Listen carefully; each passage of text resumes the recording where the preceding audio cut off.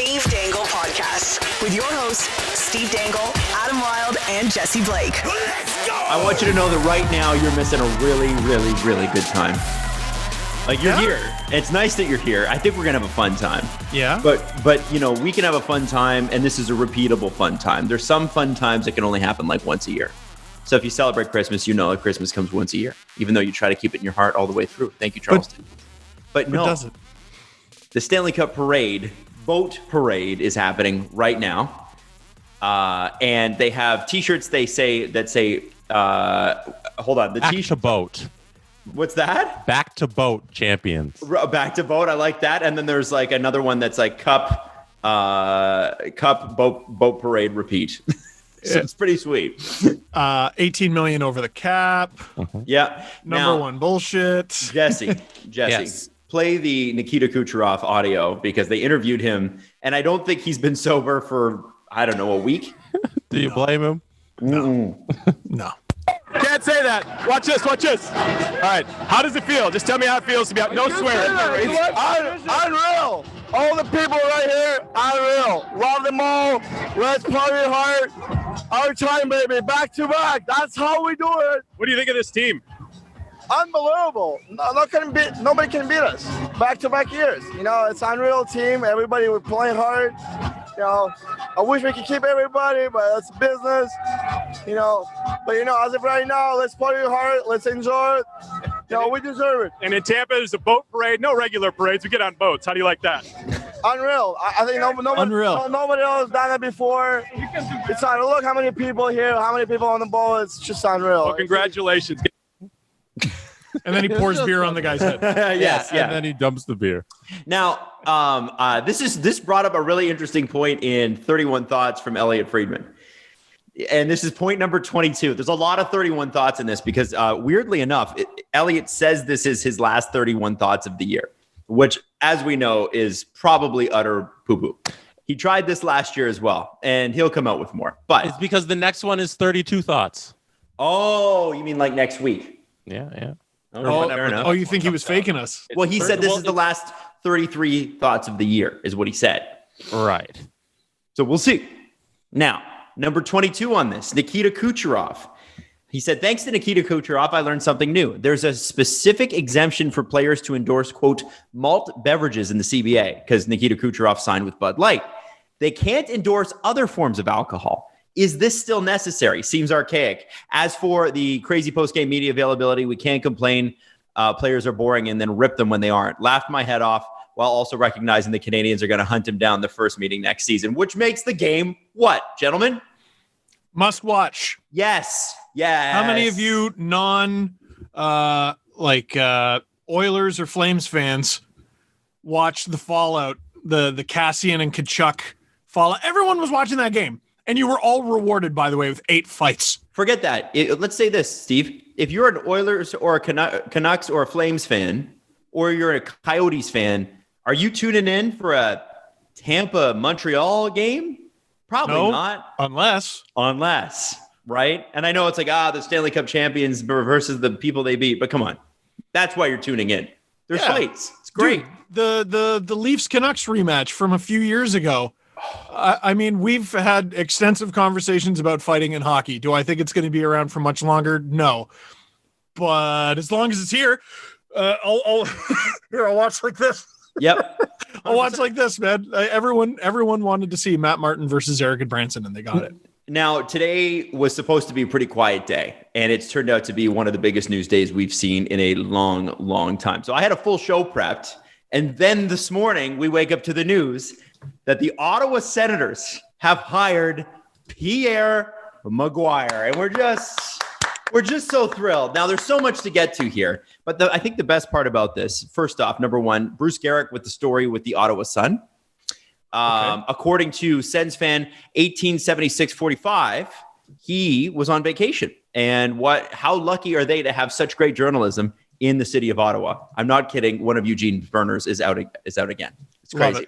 Now, while we get into this, just a second, okay? I do want to mention that there is a video. Jesse has lovingly pulled the clips. And Jesse, Would you like to kick us off with clip number 1? This is Eugene Melnyk, Pierre McGuire, A Marriage Made in Heaven. It wasn't them talking. It was just his press conference. His press conference. The video was he held the press conference with all the media in Ottawa, and there was 3 interesting quotes from it. It was about 15 minutes long, the whole press conference. But yeah, there's 3 things. First one, Pierre talks about how to build a hockey team. So here it is. How to build a hockey team. 2 questions for you. The first would be when you've been on the TSN 1200 over the years, you've often talked about your 7-player profile. And I'm just wondering, when you look at this Ottawa Senators roster, how close are they to that 7-player profile you've often talked about? We're probably 3 players away from it right now. And I think some of them internally will evolve and be those players that fit into the 7-player profile. And for those that don't know, the 7-player profile kind of works like this: 2 dominant centers, a power forward, and then a specialist forward. It could be a power play player. It could be a penalty killing player. It could be a face-off player. So that's 4 of your 7. Then you need an elite puck-moving defenseman. Obviously, Ottawa has one of those in Thomas Chabot. He's just a phenomenal talent, and I'm so excited to spend some time with him. And then you need an elite shutdown defenseman. And because of the salary cap in the NHL and the parity that's in the NHL and the amount of overtime games and the amount of shootouts, you need to have a super elite goalie. So those are the 7 players in the profile. And usually those are the guys that eat up huge chunks of your cap. So you've got a power forward, the 2 centers, a specialist forward, the shutdown defenseman, the puck-moving defenseman, and then the elite goalie. And then you build around those players, and you can be very cap-friendly. And that formula really works with any kind of market team, not just big market, not medium market, not small market. It works with any team. Thoughts? Okay. You know what, man? He's right. You need good players. Apologies to Matt Murray. We've got this, we've got that, and you need an elite goalie. Oh, I didn't even pick up on that. Oh, no. Woo. Oh. Come on. Matt Murray was good at the end of the season last year. Oh. Yeah. Oh. He wasn't. So it takes 7 specific guys to build a winning hockey team, according to Pierre McGuire. And the criteria is all over the we need a face-off guy and a lead face-off guy. Yeah. Hey, and then what do we need? They need Just a really good defenseman. Yeah, the puck-moving defenseman. But then a really good defenseman who's good at the other thing. Yeah. You mean being a defenseman? Yeah. Yes. Oh, And then boy. 2 elite centers. That was on the list. Okay. Yeah. And then the power forward. So I think that's 7 right there. And then a specialist forward, Oh, yeah. And then the specialist forward. which is someone who plays the power play or plays the penalty kill, or sometimes makes me pancakes when I'm hungover. Like what is this? Also, pancakes. No, you got to go with grease. When you're hungover. Okay. Well, pancakes and bacon. I assumed bacon and pancakes. Oh, okay. Oh, okay. No, you Fair gotta have a enough. little sugar, a little grease. But you're right. You're right, Steve. You're right. Adam's from the Netherlands. I always forget. Because he's high all the time. So it's not. I was asked like, hey, what are you going to say about McGuire today on the show? Like, you're not just going to rip him and make fun of him, are you? Because like, you don't want to be cruel. And I was like, well, no. But like you said, he's just the gift that keeps on giving. And we're certainly going to criticize things that are patently ridiculous. And is he wrong about what he said on how to build a team? No, of course not. Is that the kind of expertise you paid for? No, anybody could have told you that. You need good players. Of course you need good players. Well, particularly up the middle and on D. Yeah, man. It helps to have an elite goalie. Whoa.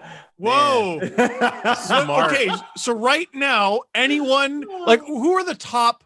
I would love to just like have my Rick and Morty device and just run all these parallel universes, and I would like to take the top 20 like be a GM guys in the entire world and just give them a front office job with the Ottawa Senators and see how they do compared to Pierre McGuire. Like I would love to see that. You need good players? Holy shit, knock my socks off. Now, okay. I didn't know that. I mean, what did we have in the final 4 here? We had Price, Marc-Andre Fleury, Varlamov, and Vasilevsky. Mm-hmm. The 3 3 of those 4 are considered the best goalies in the world. And Varlamov's been a real surprise and has been much better than he was because of that great goaltending coach in New York. I mean, yeah, you need good goalie. Okay.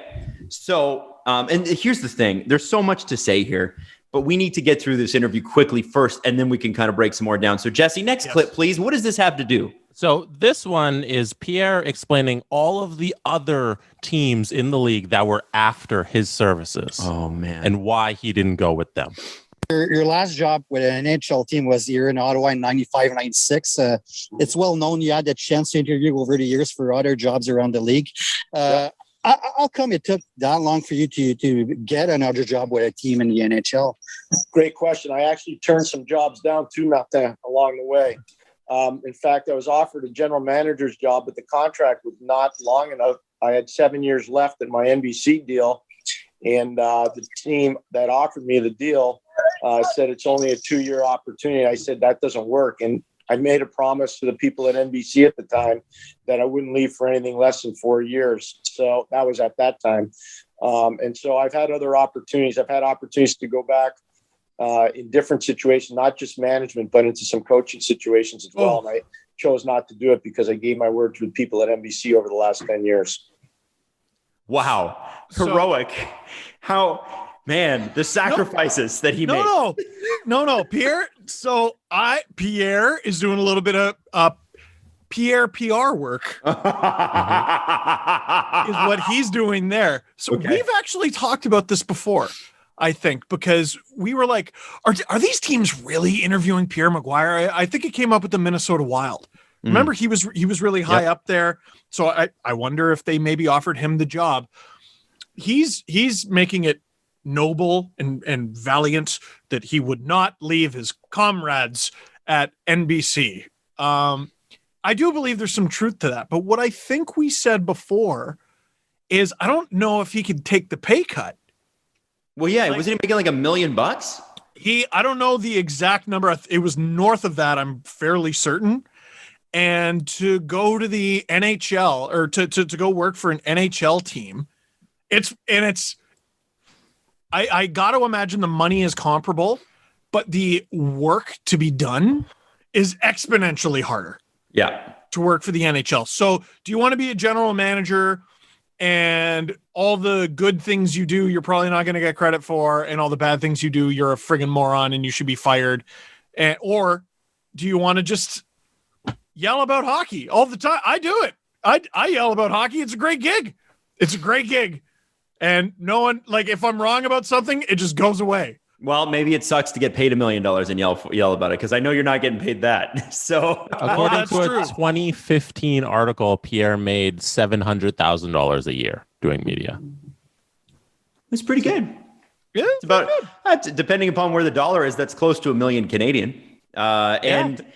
And to be honest with you, it's way more fun. I'm probably way more fun in general to be on the other side, right? It's like, it's kind of fun. You show up. I mean, you get to go to a bunch of games, fly around. How cool is that? And really, he doesn't really have to worry about the ratings. He doesn't really have to worry about it. Like, what does he care? But since his TSN days, his name has been popping up. And like, what was really uncomfortable back in the day is, like, I actually remember a report with Bob McKenzie. It's like, here are the people that are up for this coaching job. And they show a graphic and they're like, and also Pierre McGuire. And I'm like, did Pierre feed him that? And I was 14. Did Pierre? Oh, yeah, I had a phone call too. Like, there was a little bit, and there has always been a little bit of, if Pierre, if you're really, really up for these jobs, then take fucking one of them. Like, why? You know what I'm saying? What if he doesn't want to? Well, all it took was NBC to lose the NHL rights. Yeah. And then now he's like, 27 fucking years. Yeah, I don't have a job anymore at NBC, so I'm going to take a job in the NHL. This is the truly fascinating thing. I like, all due respect to the guy, like, as a broadcaster, okay, fine. As a former on that side of it thing, who then joined the broadcast side for over a quarter century, the Ottawa Senators, there was no one better. There was no one available who might be better, who might have front office experience more recently than 27 years ago. Mm. Nobody in the world. And I tell you what, NBC losing the rights, I think, does have a lot to do with it, because I don't think the Senators could have afforded this last year. That's true. They couldn't have afforded this. Now, he doesn't have the gig. He's like, okay, I could go, go to ESPN or TNT, and who knows, it could be a nightmare scenario, or maybe he didn't get the job. They wanted to go in another direction, and this was his opportunity. But I don't think the Sens, I got to imagine they're paying him less than what NBC was. Right. And that info comes directly from him. He began the press conference by saying that now his 2 kids are going to university. His oldest daughter is in like 3rd year university, and now his son is going to 1st year. And that allows him and his wife to move back to Canada. He loses the NBC gig. So he's like, why not just take this Ottawa job? Why not? Why not? Now, last one here, Jesse, or do we have 2 more? Last one. This is the one that threw Twitter into a frenzy. I hear a lot of people saying Pierre McGuire hates analytics. What would your response to that be? It's not that I hate analytics, but I believe in scouting. I believe that there has to be people that are boots on the ground, hardcore hockey people that can actually evaluate a player without utilizing numbers, and the player passes the eye test. I still don't know if there's an analytic equation for heart, for character, for hard work, for fearlessness, for determination. So that's part of the formula that hardcore boots on the ground scouting has to be.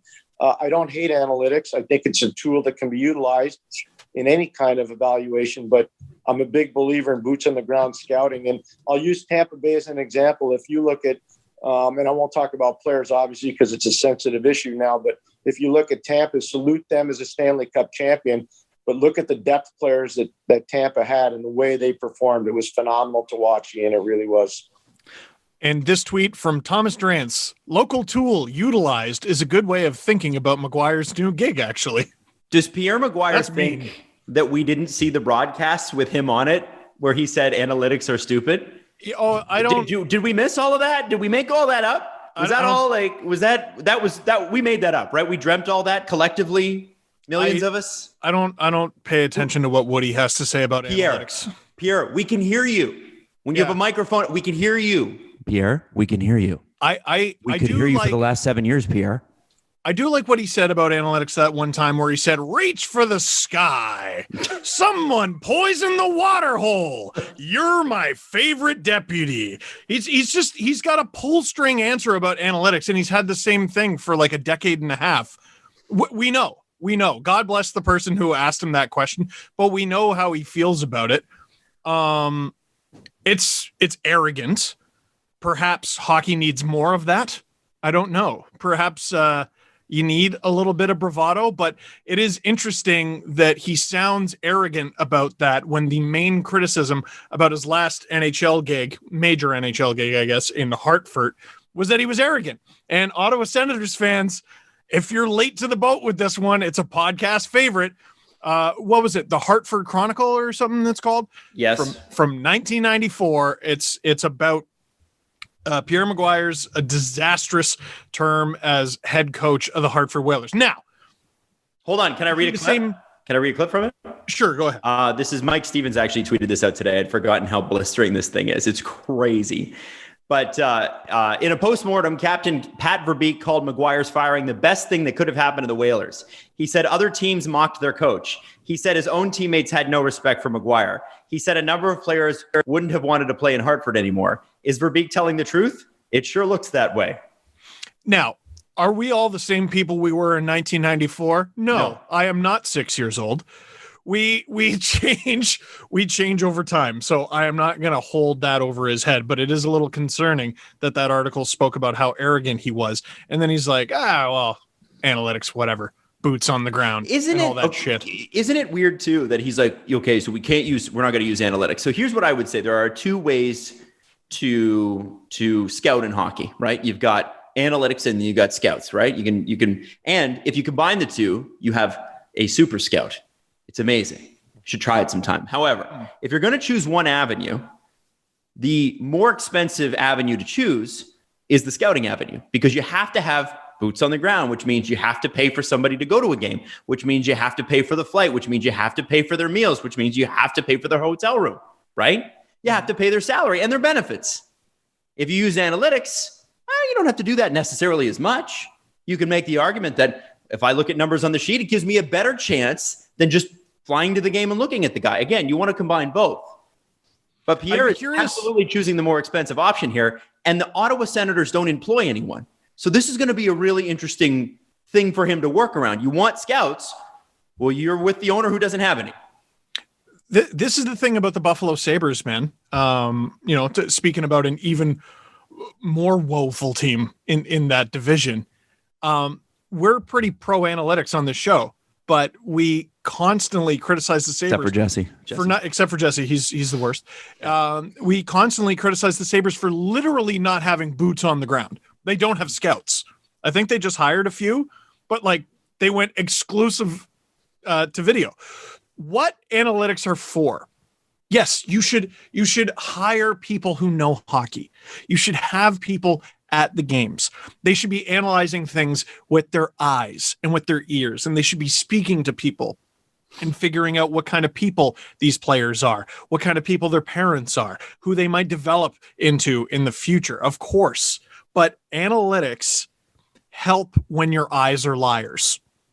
And there are times where your eyes are liars.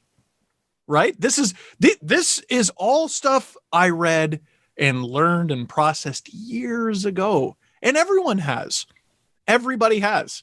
And he said the exact same thing each and every time over the years. This is why I really think anyone who hires this guy is in trouble. His thinking hasn't evolved in decades. And if he says it has, I simply don't believe him. So here's what's going to happen. You guys ready?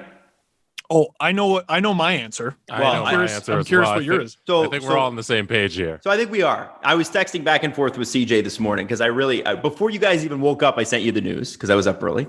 Jesse no longer has to be up early, lucky guy. And I was on Leo duty. I sent you guys the news, and then I just texted CJ and I said, Pierre, and I said, here's my guess. Pierre McGuire is going to be the GM of the Ottawa Senators in the next 18 months or less.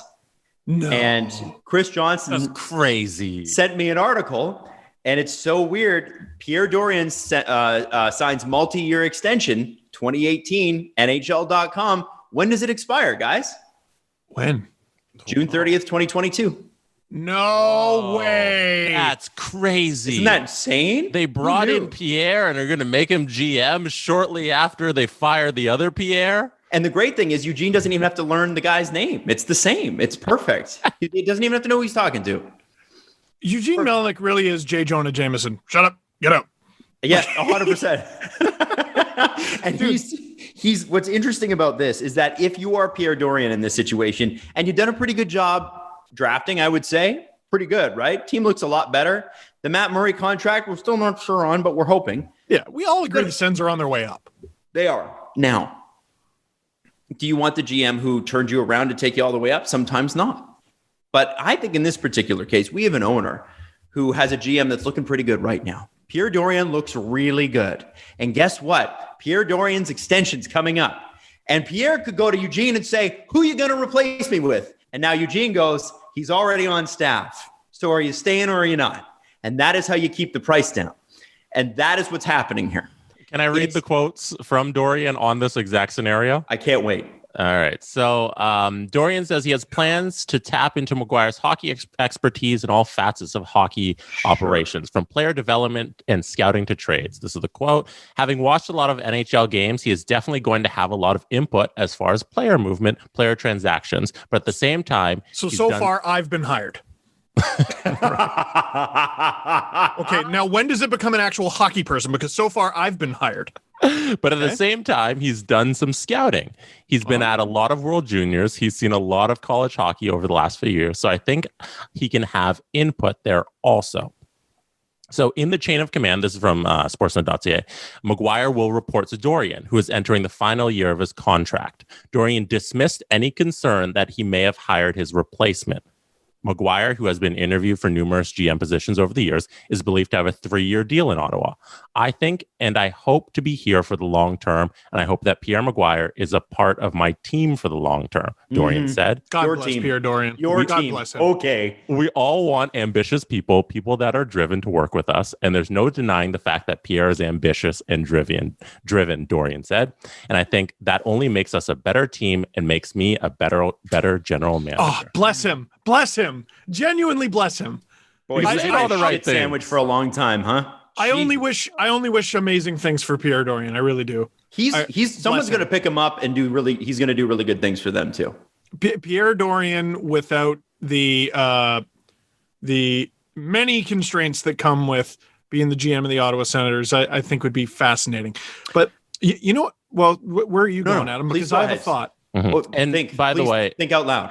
Dorian also confirmed that Melnyk was the one who pushed to hire McGuire.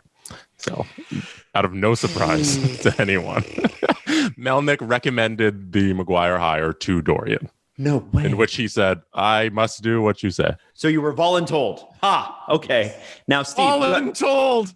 So, Steve, you were told, or so you have a thought. Think it. So for many years, we have looked at teams and the prospect of hiring Pierre McGuire and gone, you have to be out of your mind. And we've listened to Pierre McGuire get on TV and talk. And whenever we hear him talk, we think you have to be out of your mind. And now the Senators fans who have had so much to hope for, so much to be optimistic for, have to be going out of their minds. And I just want to remind them how amazing it's going to be when you walk all over the Leafs anyway. That's so true. Yeah, they're literally going to be this year. How many games are they going to play the Leafs next year? 6. It's going to be amazing when they walk away with at least 4 of them. Yeah, it's going to be so amazing, and he is going to be awful about it. Awful. And the sickos will, cheering for a team with Pierre McGuire on staff. Oh, lean into it, buddy. Mm-hmm. Lean into it. Rip the Centurion off the chest of every jersey and just put the sickos comic on it. Can you just replace the Centurion with Pierre McGuire's face? I would love that. I would love it. I would buy it. Can we sell that at the SDPN store, or is that illegal? Well, I think that's a little illegal. It might be slightly illegal. Yeah, okay, fine. Can't use someone's face without their permission? Well, for some people in this little Leafs community, you can. Yeah, Yep. But anyway, moving on. That's how broken I am. That's how broken I am. My first thought wasn't, this is Christmas. The thing that we thought was impossible finally happened. My first thought was the Leafs are going to lose anyway. You know, it's funny. I was thinking to myself, I'm like, just Leafs are bare minimum 1-4-1 against the Sens next year. I think they get 1 win, at least 1-4-1. That's what it's going to be. And Pierre McGuire, because he's supposed to apparently be the more vocal of the front office from now on, because Dorian's a bit awkward in front of the mic. So you just imagine the post-game press conference, be like, Brady Tkachuk, what do you think of your game today? And in comes Pierre. Well, he was a monster. And then he'll bring back his TSN Pierre's monster of the game, which is something he used to have. And then he'd yell at you for 30 seconds about who he thought the monster was. And it was, I'm thinking that it's time. We got to bring it back. And he's going to bring in a bunch of players who look like the abominable snowman from Bugs Bunny. And they're just going to club the Leafs over the head with their sticks. And they're going to lose every game 4-1. And it's going to be really frustrating. So congrats to Ottawa Senators fans on, if not actual success, at least you'll beat the Leafs. Now, it is time to move on unless either of you have anything else you'd like to add. Jesse, have you got anything on Pierre? I think we're good on Pierre. I can't wait till he's GM in 18 months. They signed a deal for our favorite show. Now all we have to do is sit back and watch. Beautiful.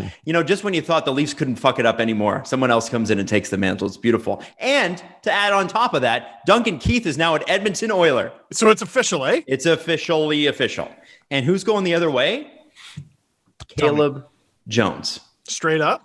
No, I'll read the tweet to you here. Okay. So here we got Frank Saravalli, pending trade call, because the call hasn't been made. Duncan Keith will indeed be joining the Oilers in exchange for Caleb Jones and a 3rd or 4th round pick. Oh, And they're not retaining. Doesn't look like it. Now it's a terrible trade. Oilers fans are upset. Now let me read you a DM I just received from an Oilers fan. Oh, ready for this? Now, what did Archeola guy say, Adam? No, it's not. Oh, you're enjoying this, aren't you? You're cackling at the Duncan Keith trade. You're actually an evil person. I know for a fact that the second the next podcast starts, you're going to make fun of us. Honestly, I can see why your wife left you. Aw. Wow. Very nice. Yo, I told you our DMs are a little insane, man. But this is how upset Oilers fans are. I didn't like that. It's dark, I don't right? like that at all. Oh, give it. Who cares? It's just some stranger gives a shit. But so Elliot Friedman with the official no salary retained. No salary retained. It's terrible. It's a terrible deal. Is Duncan Keith's contract is still, they're paying him like he's still prime Duncan Keith. So when you acquire him, he is no longer that Duncan Keith. So you shouldn't be paying that price to him against the cap, like you said, Steve. So Edmonton, you royally screwed up. That's just it. You're paying a guy as a first pair defenseman when he's going to be on your third or second pair. That's ridiculous. If Kyle Dubas isn't on the phone with Ken Holland the moment these words leave my mouth, I want him fired. Yep. I want him fired. You should be trying to trade him Morgan Riley in a heartbeat. Not because you don't love Morgan Riley, but because what could you get for Morgan Riley? Think about that. This team is talking about paying James Neal not to play for them. They're looking at a Mikko Koskinen deal. Boy. Like, again, we've talked about this. There are merits to having, how old is he? 37? There are merits to having 37-year-old Duncan Keith on your team. There are.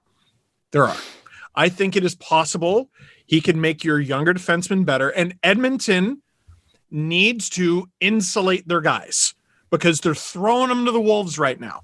They have some guys, Darnell Nurse, Ethan Bear, Evan Bouchard, Philip Broberg. They got a really decent crop. Caleb Jones. Oh, well, not so much. Caleb Jones, yeah. But they got a really decent crop of young D-men coming up.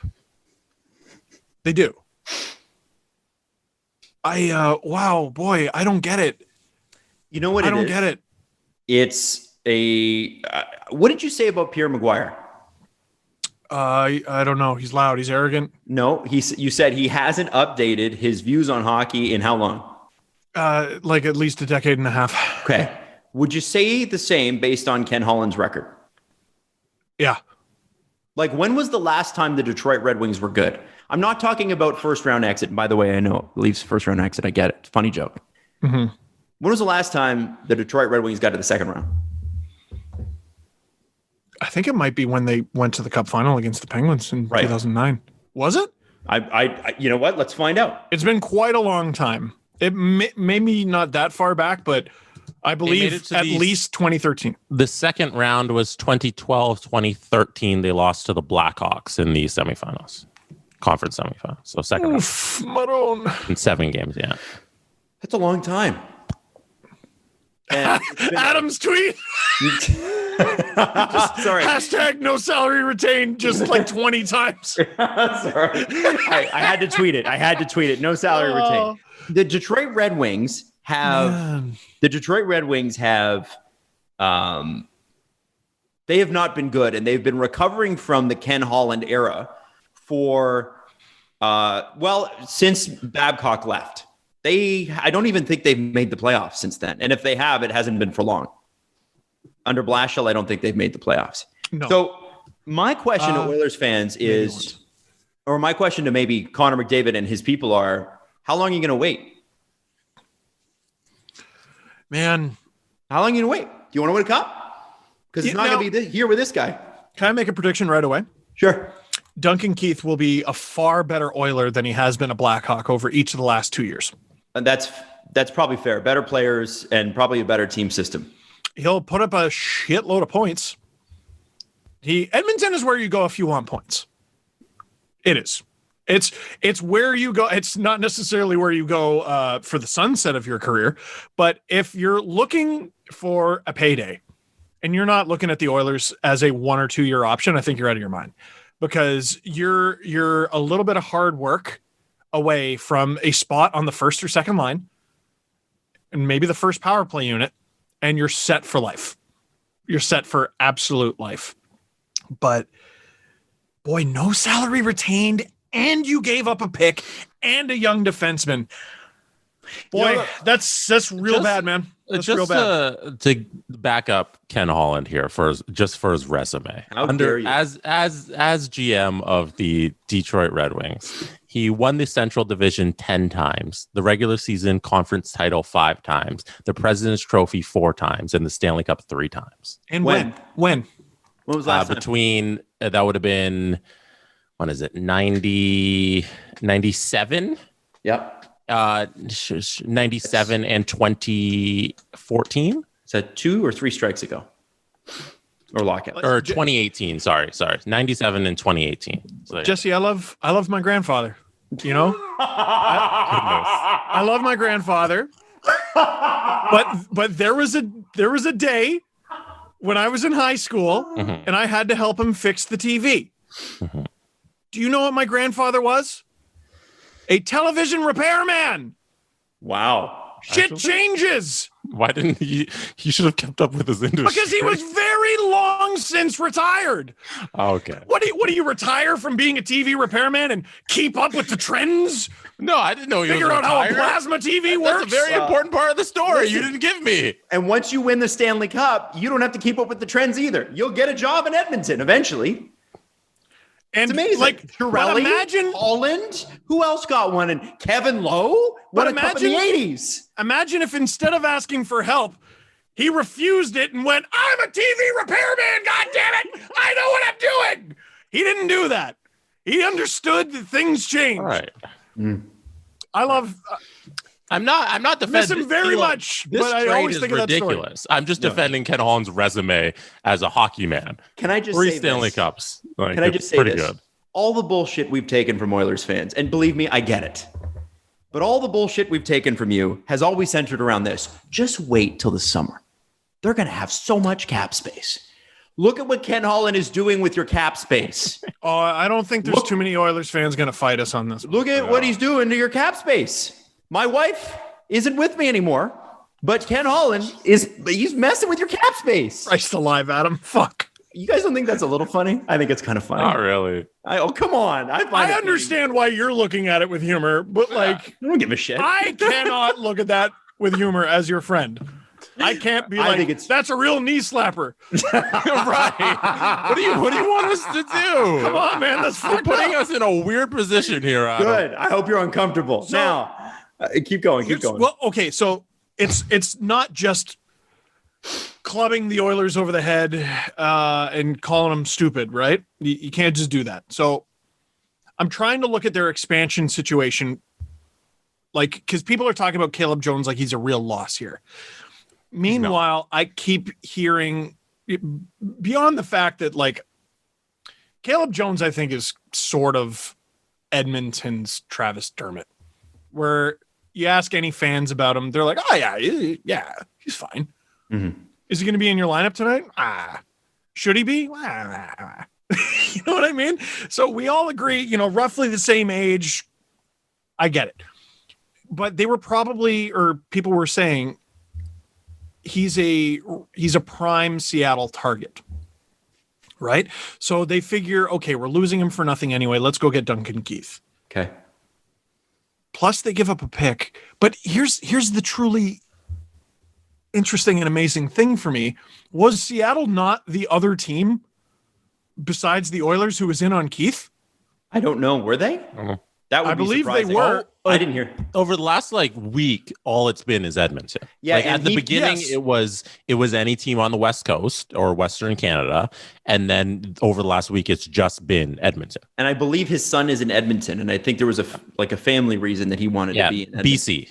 BC. Oh, BC. Okay. Yeah. So who's this? Keith? Keith. Yeah, he wants to be closer to his kid. Yeah. So great, which makes complete sense. Absolutely. But okay, Calgary's not trading for you because Calgary's a mess. Vancouver can't because they have no cap room.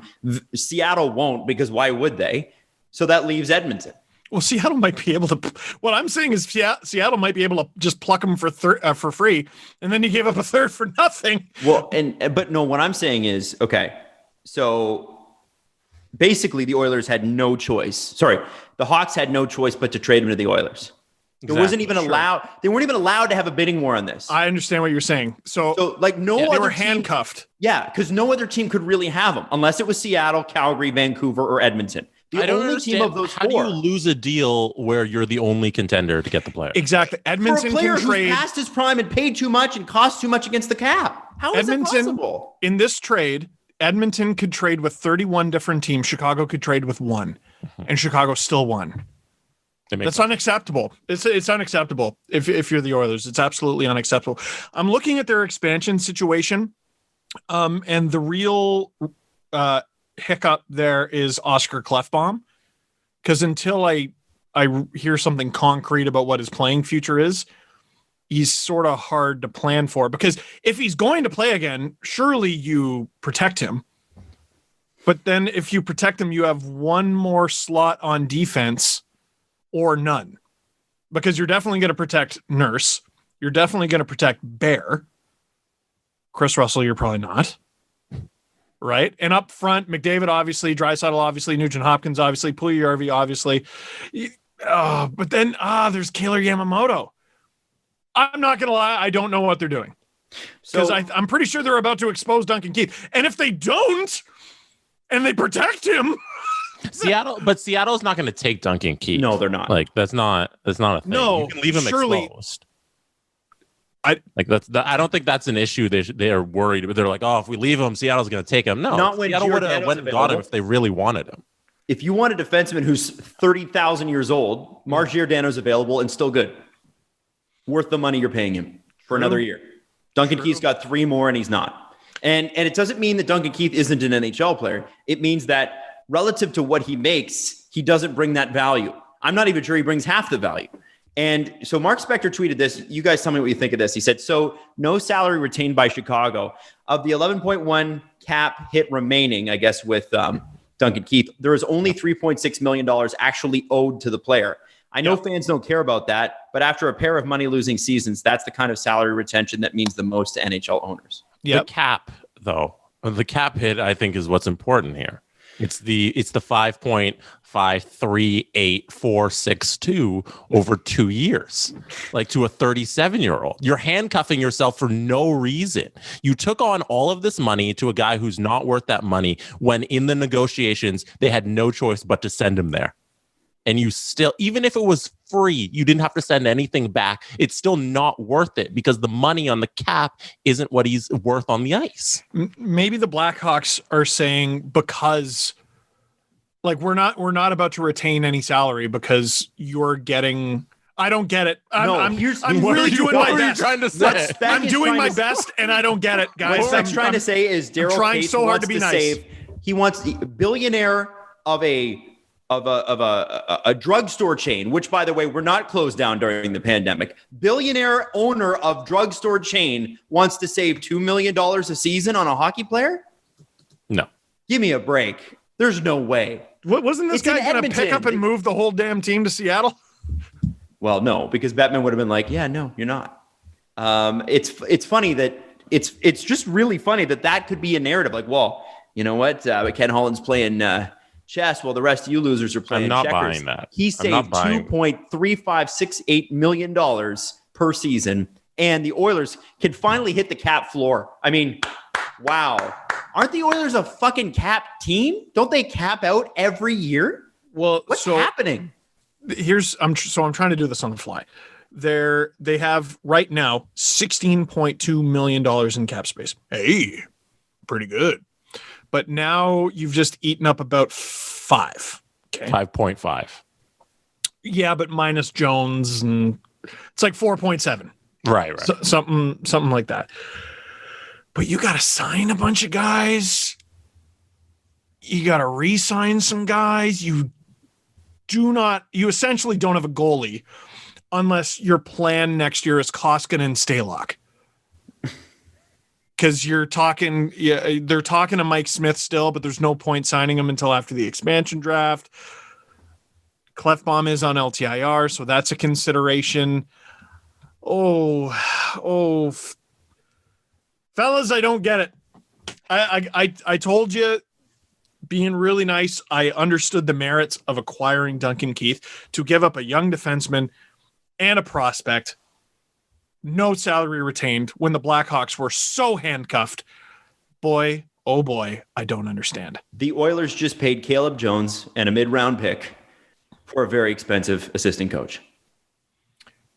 Bro. Who counts against the cap? Yeah. It's a $3.6 million assistant coach. Not to say that he can't play. It's what does he bring based on what was the weird number on his cap, Jesse? Do you still have it? 5.53846672, I think it is off the top of my head. I'm very specific. It's crazy. It's just crazy. Oh man. Okay, now wait. Every year there's one trade that makes fools of all of us. This isn't it. I don't think this is it. Stop doing this. I'm trying to be nice. I don't want people going in my DMs going, I hope your wife leaves you or whatever that Adam got. Yeah, leave that for me. And plus your DMs aren't open, so. I've gotten quite enough death threats from Alberta, thanks. That's maybe for the second book. The lack of draft picks too in this draft for Edmonton is very surprising. So right now they have their first round pick this year, and then they have their fourth round pick and a sixth from Pittsburgh, and then their own sixth and their seventh. So no second, no third, no fifth. They can't refill the cabinet this year. I'm very excited to see how Ken Holland gets creative because he simply has to. Very excited. I can't wait to see how this is spun in Oilers media. I can't wait. I'm doing my best. I can't imagine saying it with a straight face. I can't wait for how many turn back the clock articles are we going to get in the next 5 days? I can't wait. 5 years of a decline. I can't wait for the turn back. Oh, yeah, but you didn't see him play in 2015. I mean, what a player. What a player. This guy's great. Like, you know what? If that's the case, we should bring back Gretzky. I mean, he could probably, what if listen, if Duncan Keith can do it, why can't Wayne? He's the greatest player of all time. Bring him back. Oilers could use a center to back up McDavid. So Draisaitl can play on the wing. Someone just tweeted me that Keith is yet another player named to the top 100 players of all time list to play for the Oilers. Oh. Yes, I'm trying to find it. It's gone. My mentions are just, have you seen? Are you recording? They're going to sell a lot of jerseys. That's for sure. It's going to be good for the business. Oh, here it is. From A. McFarland 13. Duncan Keith becomes the 7th NHL 100 greatest player member to suit up for the Oilers. 8th if you count Jacques Plante playing for Edmonton in the WHA. Joining Gretzky, Messier, Curry, Coffey, Fuhr, and Pronger. Oh, Pronger, yeah. Yeah, I know. Man, Pronger was sick on the Oilers. That was such a fun team. All of the previous six played for the Oilers in a Stanley Cup final. Hey, I just want to throw something out at you. There are 2 responses coming out of Oilers Nation right now. Number 1 is, I hate it here, get me out, which is expected. Number 2 is, and this is directed mostly at us, Kyle Dubas traded at first to get rid of Marleau. Yeah, guys, we shouldn't be the benchmark. We're shit too. So, it's the B Rabbit thing from friggin' 8 Mile. You can't hurt my feelings by pointing out the Leafs suck. I know. I make a living off of telling you they suck. I tell you they suck. Okay? You don't say it back at me. I just said that line. Tell me why the Oilers are good. Not about friggin' Patrick Marleau trade that happened 2 years ago. What does Patrick Marleau have to do with acquiring a 37-year-old Duncan Keith, no salary retained? Shut up! One of us is poop, the other's vomit. We can fight over which is which. But it's starting to stink in here. It's Adam Sandler. Oh, sorry, go ahead. How was last episode my rant about how Canadian teams are unbelievably inept? And we begin this show with Pierre McGuire joining the Sens. The Leafs are going to lose to them anyway, and the Oilers get Duncan Keith, 37 years old, no salary retained. Hockey in this country is in deep peril. I am going to eat myself a Bobby Nick's burger tonight. Can't wait. Oh yeah, Hey. I forgot about that. Make me a Bobby Nicks burger. Remember when he told the chef to put more pickles on it? Yeah. Listen, chef, who's been doing this for 25 years? Small point. Small point, more pickles. Montreal I just fans, think yes, I know you you should just add made some fun. mustard to that burger. Yeah. Anyway, I want to throw this at you too. And this is, do we have any more on the Oilers, or we just let it go? Because I feel like it's almost stop. He's already dead. Good luck. Okay. So according to Darren Dreger today on TSN 1050, a Bell Media product, Boo. starting to hear whispers again about the future of Captain Steven Stamkos in Tampa. You know, imagine a general manager exploring doing the most difficult thing. It's almost as though certain GMs win cups and certain GMs lose in the first round. It's crazy. I can't imagine. Now, it's funny because when we put that video out about Stamkos potentially not fitting in Tampa, which is what I said, it was titled, "Is he overrated?" Which I don't think is fair to my argument. But I think you half made that point. Well, all I said, expendable. I said he doesn't fit, and they're going to have to move him. And all the Tampa fans were like, "I don't know what you're talking about." Not all of them. I'll read the comments. The comments are very, it's a group of upset people. One day, guys, I'd like you guys to stop reading comments. Okay, fine. Yes. I'm just trying to get it. Who is you guys? You read the comments. Don't even lie. Yeah, you're right. Comments. Yeah, okay. No, All you do is read comments. Sometimes they're really funny. Sometimes they're hilarious. And I'm like, okay, that was worth it. Sometimes I play Red Dead and be sad. Also, That's true. I don't just read comments. All right, so Adam, Steven Stamkos, overrated player. They should get rid of him. Steven Stamkos does not fit the Tampa Bay Lightning anymore. Now, it doesn't mean he won't sit on LTIR all next season. Doesn't mean that. Hey. He's probably listen, Steven Stamkos has incurred enough injuries in his career that you could Kucherov him in no time. Hey. 100%. You can make that argument. Now, are they going to be that obvious about it? That'll be curious because at that point, then Gary Bettman goes, we like everybody to be on the same plane here for reasons unknown. But he is, I feel like if they do that again, they're in big shit. If Tampa tries that again, they're in big shit. But could you, if you wanted Stamkos to be better for the playoffs again next year, you want to make another run at this, you can't trade a $9 million Stamkos contract, which is more than likely the case. What if you sat him for half the season? You build up some cap space. If he sits, they do build up cap space, which would open them up to big trades at the trade deadline. Now, there needs to be something legitimate. Yeah, well, and with him, I'm sure you could find something. You could find something. I'd say to the doctor, find me something. He's going to play 40 games this year. Outside of that, because let's not go with that because we don't know exactly, what his body is or isn't facing. So he's got the no move clause, which we've already discussed is ceremonial, right? Most cases, yeah. Most cases, yeah. It's just to control where he goes. The other thing that just immediately, I'll say this. He's got what is his exact cap hit? Where'd it go? 8.5 mil. Mm-hmm. Here's the good news. Next year, he makes 7.5 actual money. The year after that, 6.5. The year after that, 6.5. Here's where it becomes extremely difficult to trade him, and there aren't many teams who can actually do this. The structure is almost entirely signing bonus. Mm-hmm. It's like the Leaf deals. Right. Stamkos is 6.5 signing bonus this upcoming year, then $1 million base, 5.5 signing bonus, $1 million base, and then the same the following year. Is there a situation where Tampa goes, all right, Stammer, thanks for the 2 cups, $6.5 million check, and they trade him to someone and they get a hell of a sweetener on account of they just signed a check for $6.5 million? What day this year are signing bonuses paid out? Because I know typically it's July 1st. It is July 1st this year too. Oh, is it? So it would have been paid out. It would have been in the middle of the playoffs. Yeah. They did pay all that out July 1st because it's contractually obligated. No matter when the season happens, that's when it happens. So it's already been paid out. And the thing that I'm watching is the roster freeze date, which is this weekend. So come Saturday, once you submit your expansion list, you can't make any trades or move anything on your roster.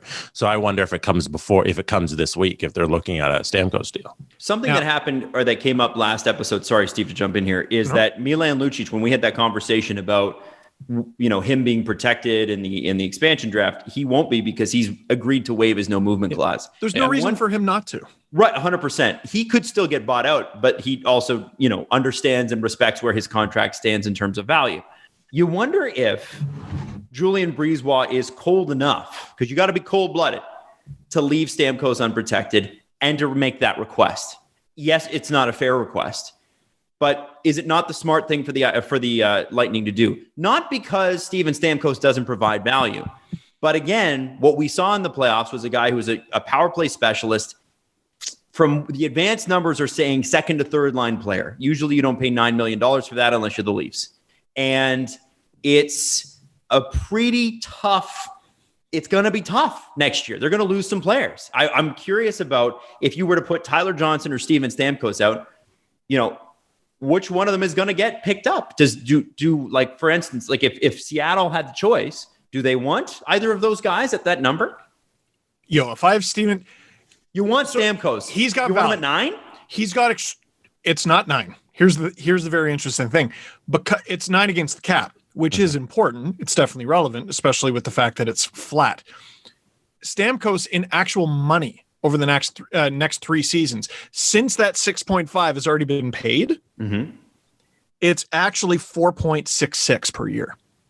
Because he's Seattle only doesn't owed need to save money. They've got $1 gazillion. That group has so much money. Everybody needs to save money. Steve, in this case, Seattle's number one priority has got to be what Vegas has done. They have to win. I'm not saying Seattle in particular. That it should be many more teams other than Seattle. Tampa should 100% explore the idea. Every team in the league should be looking at Stamkos, and you only owe him $14 million over the next 3 years. For Steven Stamkos, in terms of actual money, he's more than worth that.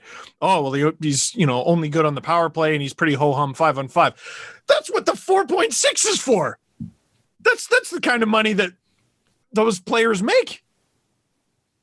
No, Seattle, I think we're looking at as, carte blanche. Stamkos isn't a guy you give away for nothing. He just ain't there yet. And I know we're in a really difficult space in terms of money. We're in a really difficult space in terms of cap space, but I think there should be teams lining up with creative offers for this player. Because Edmonton. Wouldn't that make sense? It's, you're trying to build a team for the 2015 final. So you might as well. You got Keith, you get Stammer, put them on the same team. Hey, isn't this funny? Teams should be lining up for Stamkos. Stamkos has a ton of value. If you can get Caleb Jones for Duncan Keith. Sorry, Jesse. And with the 7 forwards, 3D, 1 goalie, Tampa doesn't have that much trouble protecting their core if they wanted them all to stick around in terms of the expansion draft.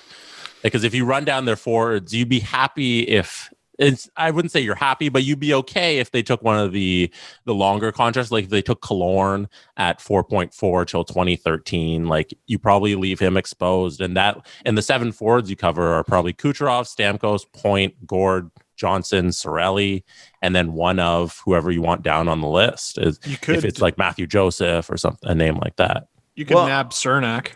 Yeah, ooh, that'd be a good get. So it'll be interesting to see what happens here. I'm very, very curious, but Steven Stamkos' name even being out there is interesting. Now, what about this? What if, gentlemen, after a Stanley Cup run for the ages, GM Marc Bergevin calls it quits after next season? What? Eric Engels. This is a quote from Eric's article. I have 1 more year on my contract, and I will honor that, said Canadiens general manager Marc Bergevin on Friday.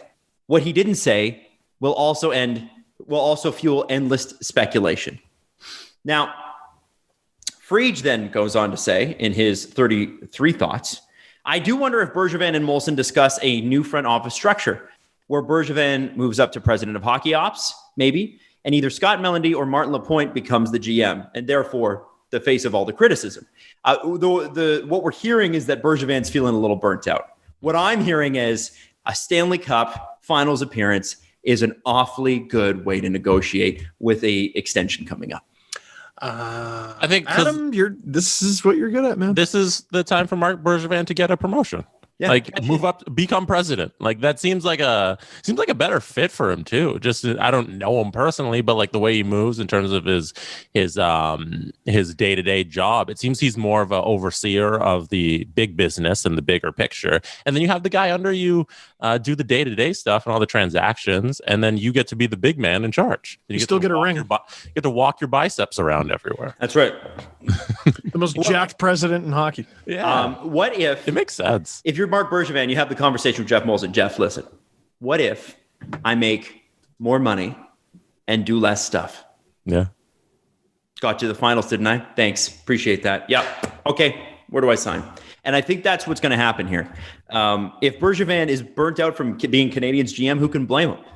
10 years in Montreal with that media scrutiny, plus all the grinding contracts he had to sign. I mean, I don't blame him. I don't blame him one bit. This is going to be the pinnacle of Marc Bergevin as a GM of the Canadiens. It will not get better than this. Man. The chances of the Canadiens going to the Cup next year, come on, Habs fans, you know what I'm talking about, are slim. They're slim. We talked about what our next bunch of trade trees are going to be. Today we had an hour-long phone call. And boy, Marc Bergevin does not do anything small. He really doesn't. No, the Pacioretty deal, the Subban deal, he's had some monster. He traded Plekanec to the Leafs, which I know doesn't seem like a big deal, but it's.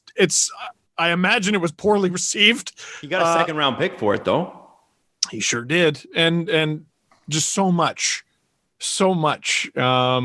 Man, he really does nothing small. He's lived 1,000 lives as the GM of the Montreal Canadiens. Yeah, I think. I mean, there's been so many times where he's been on the knife's edge. You thought of being fired, and 6 years ago, the entire time we've had this show, we're like, okay, when's it going to happen? It's never happened. Nope. And so, yeah, you can't blame him for being burnt out. This is the time. If you're a negotiator, which he is, if you're a general manager, you have to be a negotiator. If you're a negotiator, you negotiate when your value's at the highest. It is at the highest right now. Jeff Molson, for his part, cannot lose Marc Bergevin right now. Imagine the fallout in Montreal. You lose as the GM after going to the Stanley Cup Finals. Ooh. Who cares what they were in the regular season? Who cares that if the divisions were aligned properly, they wouldn't have made it? You're in the Stanley Cup Final. It doesn't matter. Stanley Cup Final, GM. He will always be able to put that on his resume. He didn't win yet, but that's okay. And so if you're Marc, man, get your however many millions per year and be the figurehead of the franchise. And you have probably 4 years under your next GM, and then maybe you can make a change, and you probably have 3 or 4 under the next one after that. Pretty sweet, right? Like as a hockey ops guy, like we talked about this a little bit with Shanahan. How many more bullets does Shanahan have? Well, he hasn't really fired Lou Lamoriello. He let his contract lapse and then brought on Kyle Dubas. So if we were to fire Kyle Dubas, that's your one. And that's Shanahan on the show. Can we get him on the show? No. I don't know. Can we, Steve? I just want to be like, hey, man. He knows who you are. He doesn't know us. He ain't coming on the show. You don't think so? No. Not right now. Unless he came on the show to talk about something else.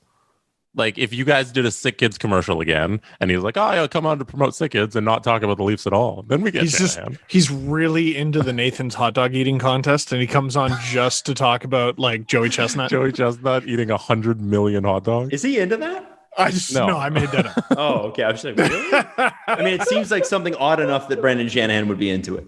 Anyway, Marc Bergevin, master negotiator. Watch and see. Big extension coming. It's going to be great. So with the world opening back up again, have you considered what you'll feel like when you slide your suit on for the first time? I know that I'm looking at my closet with a little bit of anxiety. Bodies change over the course of a couple years. And frankly, I'm not a guy that wears suits very often.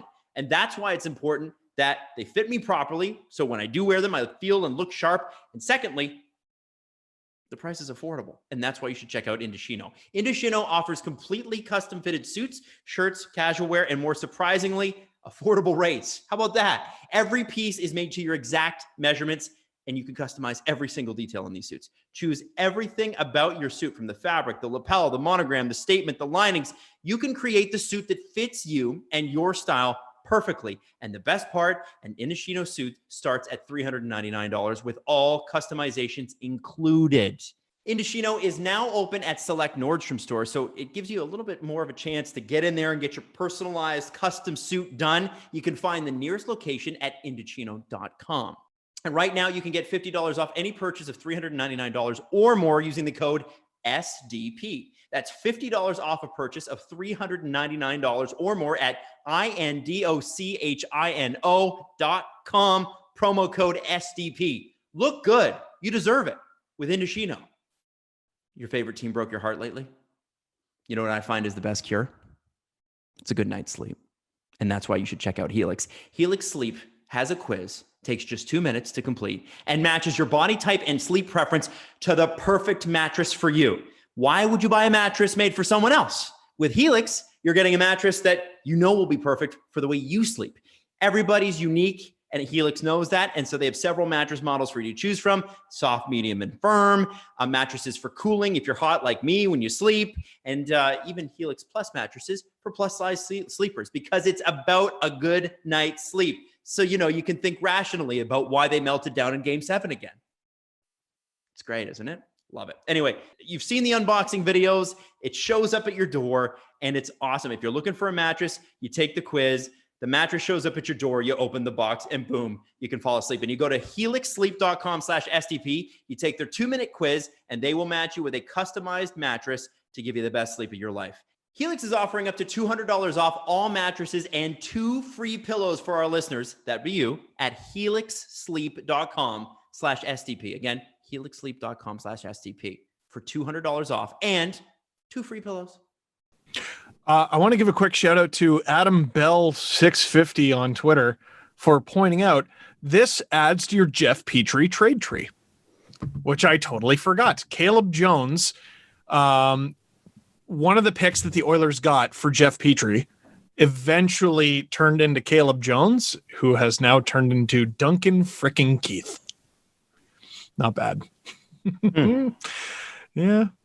Adam's really interested. He watches all the trade trees. He watches all my Sportsnet content. I'm just getting ready for the segment. You were doing a shout out. What do you want me to say? That's neat, Steve. Neat. That's great. Thanks, man. I know. Listen, it's not that I don't watch. I do watch the trade. Adam, what did you care more about, that factoid and shout out, or your ex-wife? Oh my God. Wow. Well, if you read my DMs, clearly that factoid. Clearly it's the factoid. Yeah. No wonder your wife left you. So I do want to say more on Montreal here. Freach in 31 Thoughts said, we're all expecting Montreal to get Dominic Ducharme locked up, which I believe they already have. I'm not sure though. No one's going to be stunned to see Alex Burrows coaching in the AHL affiliate Laval, because he's obviously going to be the head coach there, we think. Luke Richardson's contract is up. Does he stay or look elsewhere? Which brings us to point 8, which is there's a lot of linkage between Toronto and Rick Tocchet for the open assistant coaching job. It sounds like the Leafs reached out pretty quickly. If Richardson hits the market, that might make sense too. My boy Luke Richardson, part of the Toronto Maple Leafs. Again. Yes. Because he was drafted by the Leafs like 3rd overall or something. Very, very high. And if you go back, the pick makes me sad. That and Drake Barahowski, just big time defenseman. I think Luke Richardson was part of that year where the Leafs had 3 firsts, and each one of them you're like, no. And it's not that he's bad. It's just you look at the other guys who are available. Let me go back. 19. Oh, no. Sorry. No, Luke Richardson was way far back. 7th overall pick, wow. 1987. Year before I was born. He did play like 500 or 600 NHL games, so it's not the worst way to spend a salary. Close, Adam. 1,417. Holy shit. Okay, listen, wow. That's maybe he didn't win a Norris, but that's a lot of games. The 87 draft has 3 guys who topped 1,400. They are Luke Richardson with 1,417, Glenn Wesley with 1,457, and the number 1 player, 1,524 games. Any guesses? Brendan Shanahan. Brendan Shanahan. All of them. How many goals did Luke Richardson score in 1,400 games? 10. 35. So about 1 a season. He was. He was. I think the Leafs picked him up later in his career too, right? He got a second stint. I think you're right. Yeah, they both did second stints. 2,055 penalty minutes. Built different. Woo! Shanahan had just shy of 2,500. Is it weird to you guys that we've only started looking at penalty minutes in hey, that's put our team down a man? Hey, wait a sec. Recently? That's bad. Like in the 80s, it's like, yeah, we're down 2 because we punched them out. Right. And now it's like, well, you put us down, we could get scored against. No, if they're fighting majors, then it's good penalties. Because then you don't lose anything. You know? And he has an even 20-55. So all of those were fighting majors because they're divisible by 5. It's true. See? He never took a tripping call, ever. Yeah. Shanahan with the most games played and penalty minutes out of that draft. Not surprising. Kind of a bastard to play against, let's be honest. Only second in points, though, to Joe Sakic. Now, I'm going to move on here because we've got I was going to have Duncan Keith for this part of the segment, but obviously that story had to move up mid-show. Luke Richardson, I'd really like to see him in Toronto, although I have to ask the question. If he's an assistant coach and the team went to the Stanley Cup final, and Iggy is in Steve's room, by the way, so you might see a blonde tail flopping around there. But he's like rubbing up against me going, Arr. But you can hear it. Let me ask you this. You're knocking stuff over. Sorry. Is it not a lateral move to go from Montreal to Toronto? Maybe less than a lateral move, maybe a bit of a step back to assist the Leafs? Like you're just assistant coaching elsewhere, right? Yeah, because I don't know why you would do that unless you're like, I don't know why an assistant coach in the NHL would take a lateral move. Like you should only move teams unless you're getting a promotion, right? Unless it's like want to move closer to home or circumstances like that. But it seems like coaches only move when you're moving up. So it's very odd. I mean, it could be an upward move if you're where you want to be, but it's interesting because I don't know where Luke Richardson calls home because he's from Ottawa, which I would think Montreal is actually better for that. That's it. I mean, money, that's always an up. Yeah. Here's the question. If you're an assistant coach ready to look at that Toronto assistant coaching job, if things don't go well for the Leafs this year, you might be looking at being the head coach. I mean, it's not like Ducharme's all that secure, but I guess it's a new contract. No, I'm talking about Keith, guys. No, yeah. I know. No, but I'm saying like, I don't know if Keith is on.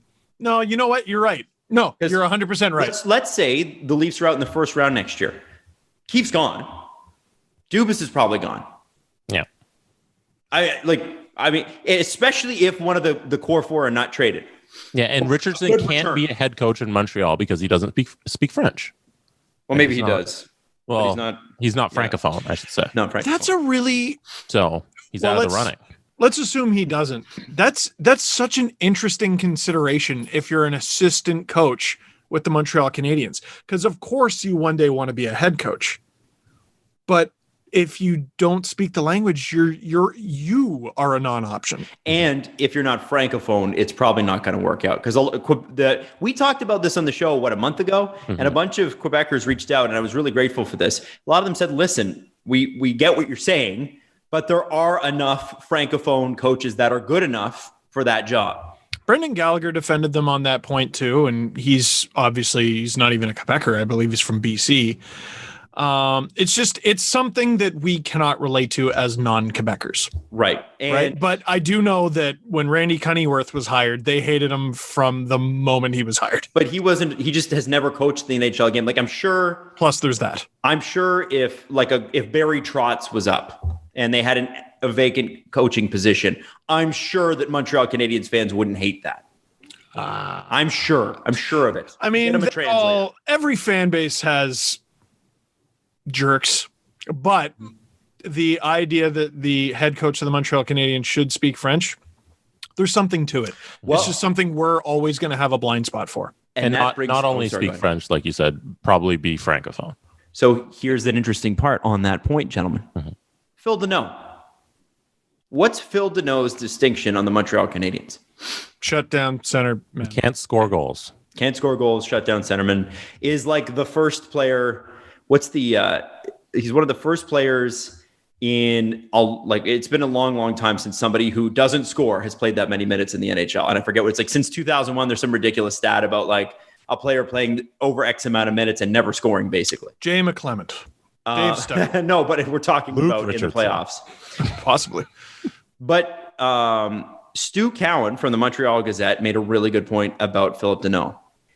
There are, if you subtract Jonathan Drouin, which we think they will, there are no Francophone players besides Phil Danault left on the Montreal Canadiens. Interesting. It is amazing And that they made the Stanley Cup final, and that is a consideration. But it shows how important it is, right? It's extremely important to the fan base. And whether or not that makes sense, in Toronto, if we didn't have the chances of us not having Southern Ontario players here just based on population size and the popularity of hockey, slim to none, right? Slim to none. You're Just usually by going to default. have most teams have somebody from Southern Ontario, probably 4 or 5 guys. So it's a hard distinction to make. But in Montreal, it's really important. And Phil Danault knows, and his agent know, that he's the last one if you don't bring Drouin back. That gives him, now he was offered 5 years, $30 million last year or something like that? I keep forgetting if it was $5 million times 6 years or 6 years, or you know what I mean. The word was at the time that they were between $500,000 and $750,000 apart. I can guarantee you with the run that he's had and the fact that that he's the remaining Francophone player, the Montreal Canadiens are going to re-sign him to the money that Phil Danault wants. Afford him. It's a ridiculous price. It's a lot of money. If it's $6 million for Phillip Danault, that's a lot for a guy who doesn't score goals. But if Drouin doesn't want to play there anymore, what do you do? You have to have a Francophone player. Are there no Francophone free agents? None. There's no, okay, Probably here's are. one. Phillip Danault. What about Phillip Danault? Is there a cap friendly tool that we can pull up quickly on this? Like who actually you want free agents? Who's going to be French and play in Montreal next year? Okay, give me one. You know what? This is an interesting conversation. Come on. No, and again, it seemed ridiculous to us for a long time, but we're acknowledging we have a blind spot here. We do. Mm-hmm. And we've had enough people reach out. Listen, I get it. I'm having to go awfully far down this list, folks. Oh, baby, am I going far down this list. What do we have? Okay, here's I'm literally going by French sounding names. I don't know whether. Okay, Jason Demers. I got one. What do you have? Matthew Perreault, free agent. Isn't he American? No, born in Drummondville, Quebec. Oh, let's go. We found one. And Demers is from Dorval. There you go. All right. Drummondville born Matthew Perreault, future Montreal Canadian. David Savard. Oh, there you go. Free agent defenseman. David Rugged. I personally don't think he makes sense, but this is a ridiculous exercise. This is a ridiculous exercise. No, I think all we're doing is further proving Adam's point. That Adam. Okay, here's a question. It's Stu Cowan's point, by the way, from the Montreal Gazette. No, it's not. It's I'm Adam merely Lyle's bringing it to point. the show. Adam, why are you wasting your time on this podcast? Go be an agent. Go be an agent. And go be an NHL agent. Why? Well, because get the bag, man. Secure the bag. Just get out of here. Jesse and I will get out of your way. Yeah. We're tired of holding you back. We want you to give Alan Walsh a wedgie. We want you to just, pour a drink over Dan Milstein's head. Just go take over the world. Okay. Also Jonathan Bernier. Oh, backup goalie in Montreal. So you can have Jake Allen, Bernier, and Price, and you're going to lose one of them on waivers. I thought Jake Allen was Francophone. Is he? Mm-hmm. I thought he was. Well, Stu Cowan from the Montreal Gazette says no. Yeah, I don't think so, Steve. I mean, he might have made a mistake. Oh, no, sorry. He's from Fredericton, New Brunswick. Very Allen doesly sound very French. Although I have to say, New Brunswick... Glenn doesn't sound Italian, but I'm half. New Brunswick is the only multi-language province, 2 official languages in the entire union in Canada. It's the only one that is officially French and English. And New Brunswick is very French. Yeah. It's not Quebec. What is Quebec? Quebec is French. That is their language. Oh. That's their official language. New Brunswick has 2. New Brunswick rules. I drove through it several times, but my first time when I was driving out to Halifax, I packed everything I owned into my Subaru, and literally I drove into Fredericton, and I was like, I hadn't spoke to anybody in 12 hours that spoke English, including the radio stations, so I had to turn on the CBC. And I was like, parlez-vous anglais? And they're like, yes. Because before that, I hadn't had it. Anyway, it was crazy. Fredericton, shout out Fredericton and New Brunswick, the only true representation of what Canada is, French and English. Thank you. That has been my service. Now, I do want to say, I want to move this on here a little bit. If Montreal does not re-sign Deneau and moves on from Drouin, and does not bring in a Francophone player, does that put an end to the whole idea that a Francophone coach must be the coach? No. I think it makes it more necessary. If you don't have any Francophone players. Well, what if you have Francophone players and don't have a Francophone coach in the future? There's something about the coach. The coach speaks every single game. Okay. Now, let's run it there. They used to be real sticklers about the captain. Mm-hmm. Then Saku Koivu came in and was finished, just amazing. And I mean, would anyone dare say anything to Shea Weber? That's really true. That's true. Getting eaten like by another human being, getting actually eaten alive, flesh torn off your bones. Everyone who speaks any language understands that. Right. Everyone understands a mountain made of traps and beard staring at you. Everyone understands that, English or French. Was Larry Robinson the captain of the Montreal Canadiens ever, or just an assistant? Do not know, but he was terrifying the whole time. He was like the original Chris Pronger. That is a guy from North Dundas, Ontario. I sound like Pierre McGuire. That's a guy that I'm like, again, does it matter that much if he's really good? Just a guy who would use your vertebrae as a drying rack. 100%. Guys, if you're the Flames right now, you're Brad Treliving. Things are not going great. And I'm all out of ideas. We've done nothing. So here's the thing. What we understand is extension talks have started with Johnny Gaudreau. Johnny Gaudreau made $6.5 million last year, okay?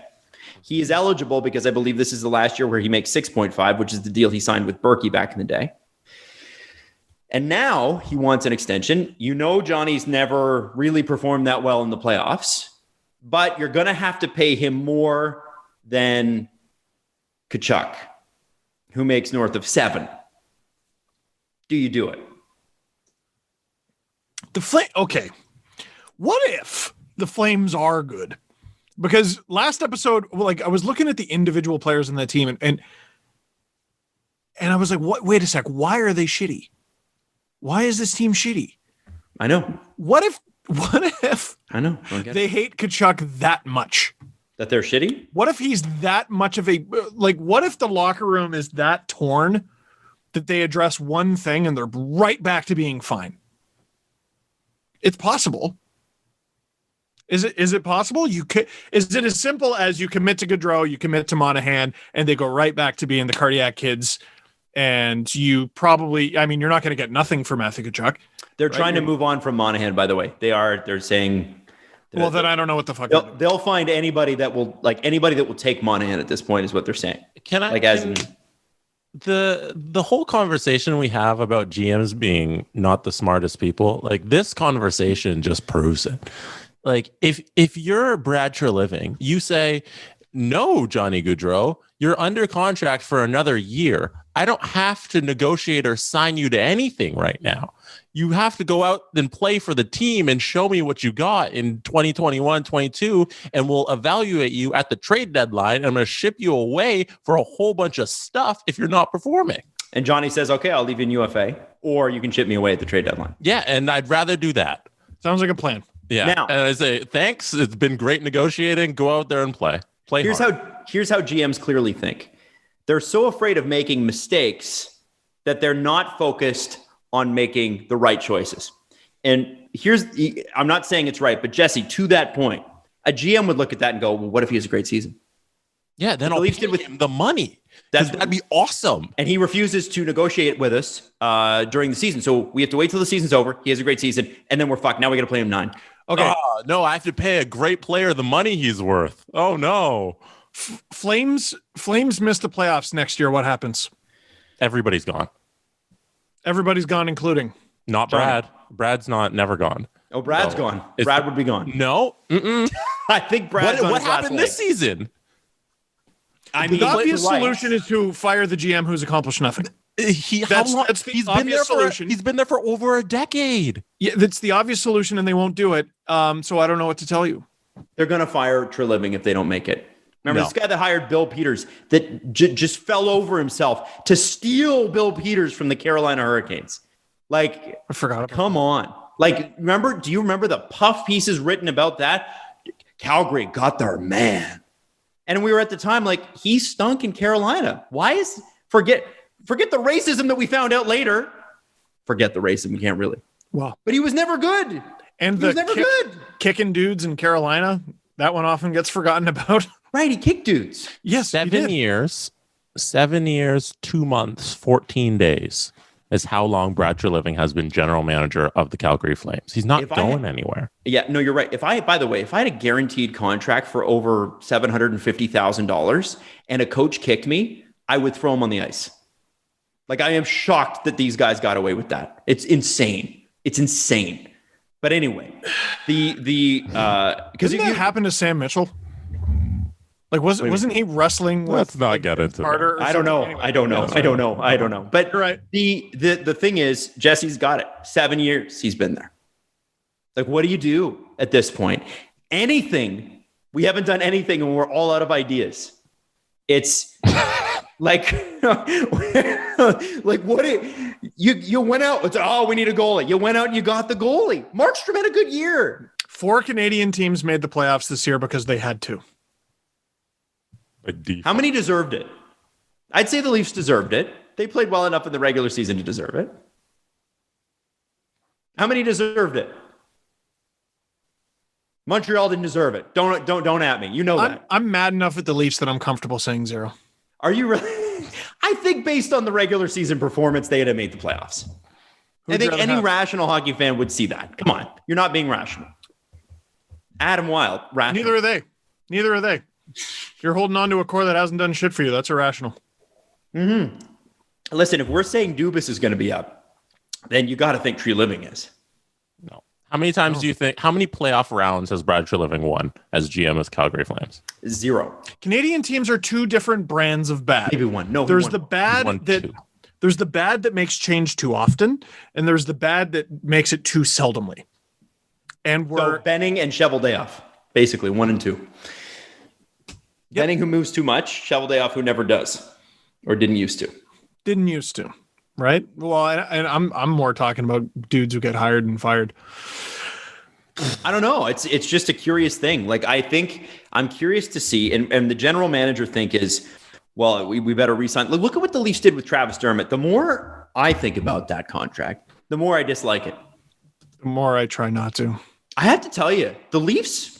We should have more of a microscope on that Travis Dermott contract. And no disrespect to Travis Dermott, who seems like a great guy. But by every measurable statistic, advanced or otherwise, Travis Dermott was down last year. Whoa. And they fell salary. Well, hey, go to arbitration with him. Do you think most teams have a microscope on contracts where the guy makes 1.5 a year? They do not. Oh, how come? What is it with the Leafs? Oh, the fans are just too hard on them. No, there's a lot of us. And we love the team. We love the team more than you could possibly imagine. Yeah, but it's still just numbers, man. Like, what is it about? What is unique about the Leafs that makes a $1.5 million deal so important? What is it, Steve? I don't know. I just can't put my finger on it. Could it be 50-something years of failure? No. Here, give me 11 minutes. You know what? Give me 33. And I bet I could come up with an answer for you. I'll give you 10.9893 minutes. No, he doesn't make that anymore. Oh, sorry. Because there was some weird, poorly explained glitch in the salary cap that boosted Matthews and Marner's contracts for some... What? God forsaken. Yeah. Marner makes more than that now, and so does Matthews. Marner's 10.903. And what about Matthews? Matthews is 11,640,250. Why? Those are the numbers. Yeah. So he used to make 3.4, 11.34 something. And then now he's at 6.4. Why? When did this happen? This happened all last season. Their cap hits were higher. Yeah. Some weird cap thing. I don't know what kicked in, like bonus wise or cap numbers, LTIR wise or whatever it is, but it went up slightly. That is bizarre. Couple tens of dollars. I don't know how I'm gonna get my love for these guys back. You will. They start winning, you will. Listen, I'm going to cheer for all of them next year. But if I'm a Flames fan, I'm feeling the same way as I do as a Leaf fan, which is you've done nothing. What do you expect to change?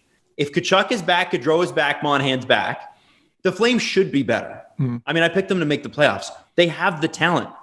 But if they could stop hating each other for a minute, they might be able to put it together and actually accomplish something on the ice. Yeah, like that team at very least should have made the Canadian playoffs. Yes, that's an extremely talented team. Good goaltending, good defense, good leadership, good goal scoring, and some toughness. I don't get it. I don't know why you can't put that together. I really don't. Well, they didn't have good goaltending. Markstrom didn't have a good year at all. Yeah. Like a 900, And then a lot of people will say, well, what's the system in front of them? Like, did any Flame have a good year? Right. Yeah, and that's my point. And not to excuse Markstrom. $6 million goaltender should be able to outperform a bad team. At that point, you're getting paid to be one of the better players on the team. You're right, Jesse. But I'm just like, the pieces are there. I don't think anybody looked at Calgary this year and went, it's got to be fucking Markstrom. There it is. Right. What about the first 6 years of the 7-year run that you're on? They got like the bones of a really, really good competitive hockey team. It's not coming together. I'm trying to find out what the Pacific Division is going to be next year.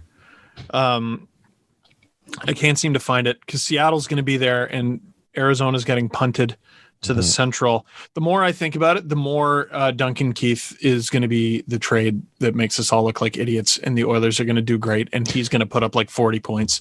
And he's going to be hilarious. Dude, Tyson Barrie put up 40 million points.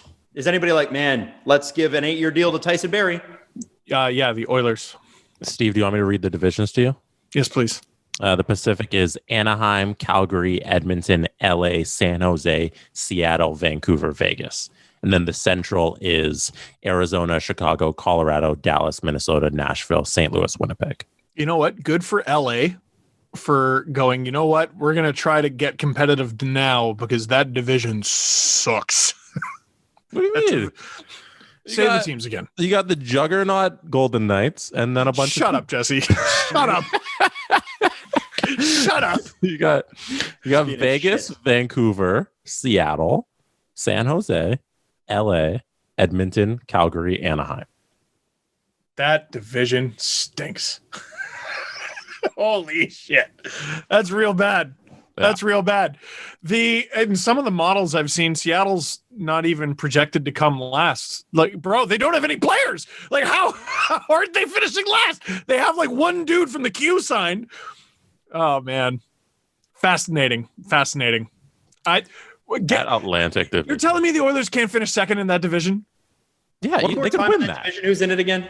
So the Pacific next year is Anaheim, Calgary, Edmonton, LA, San Jose, Seattle, Vancouver, Vegas. So the 3 Canadian West Coast teams, the 3 California teams, and then Vegas and Seattle.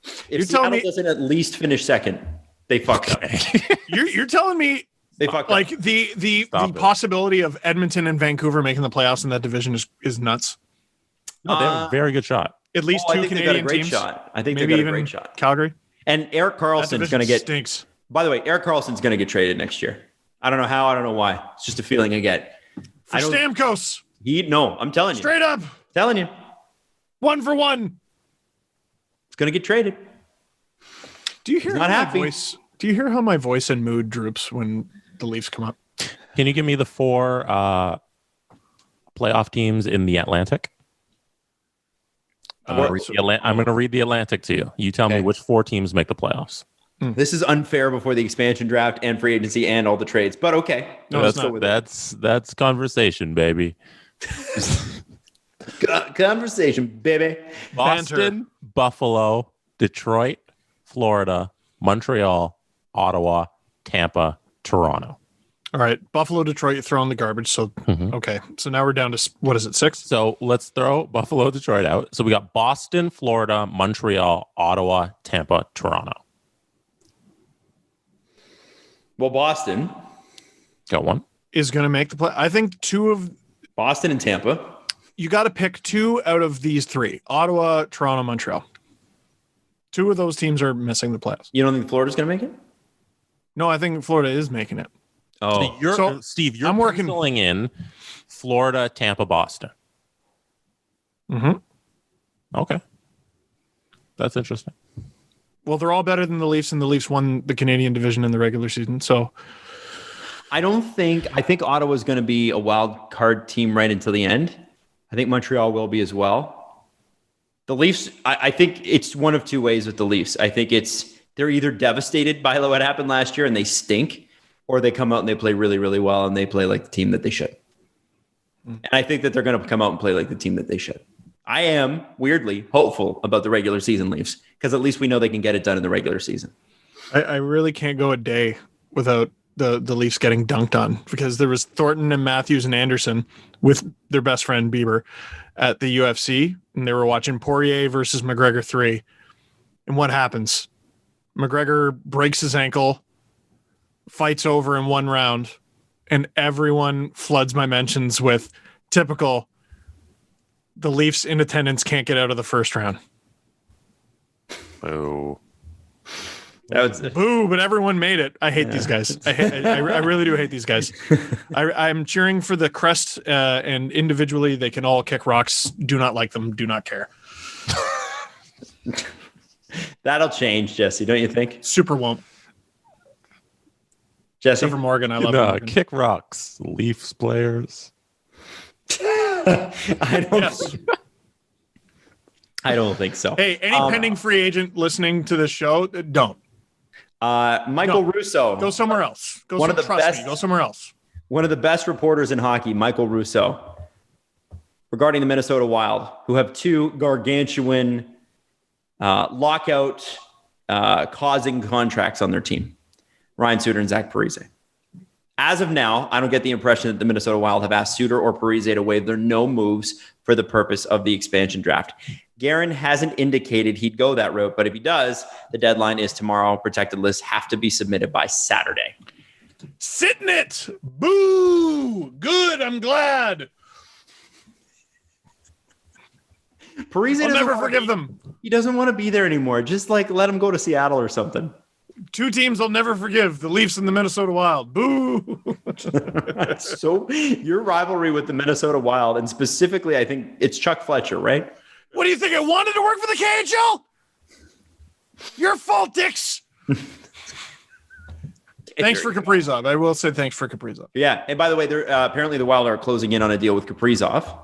I don't remember what we speculated the deal was going to be, but I do know that they're speculating this could be an 8-year, $9 million per. Holy shit. That's what the speculation was today. I don't know. I don't know what we all talked about, what we picked. There's no way. That's the speculation. That's not. No. There's speculation, rumblings. That's all I'm saying. I feel like you make it very unlikely that it's a great deal by doing that. You lock up Kaprizov, which is great. Kaprizov, who's played exactly 2/3 of an NHL season, because it wasn't even a full one. No, 55 games is his career. And you're going to give him $72 million. No. Because, oh boy. Because how good would he have to be worth $9 million? And he's got to keep that up for 8 years. Listen, good on his agent if he's able to get it.